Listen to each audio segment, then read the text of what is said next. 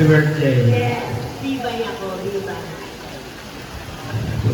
Pero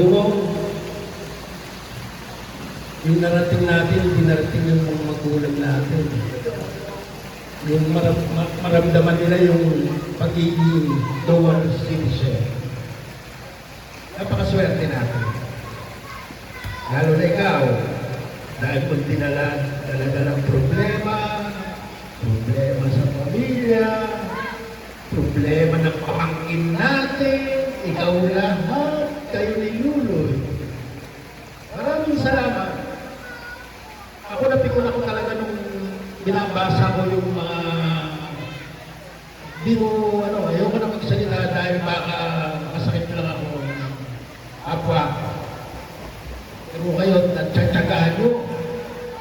Ang tsatsagaan nyo. Salamat sa pagtsatsagaan nyo sa mga bagay-bagay ng ating pamilya. Maraming salamat. Blessing ko sa iyo eh.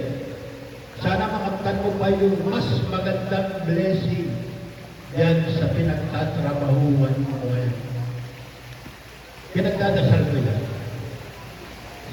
Araw-araw ng aking pagdadasal, kasama ko kayo, mga kapatid ko. Hindi ko kayo iniiwan na ere. Hindi lang ako kumiti ko. Pero pag di ko na kaya, nagsasalita na. Salamat sa pag-imbita. Salamat sa birthday nito.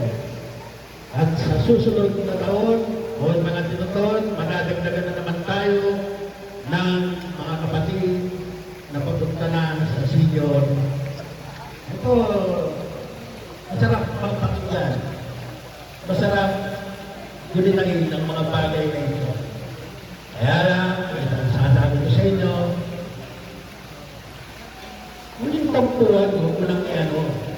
Ha? Isa nagulat ako, nag-message ka sa akin, gusto mo ang tumira sa bahay. Ha? Anong gano'n? Usap kayo. Pinag-uusapan niya. Ha? Ako, birthday mo, ibubuk ko lang kita.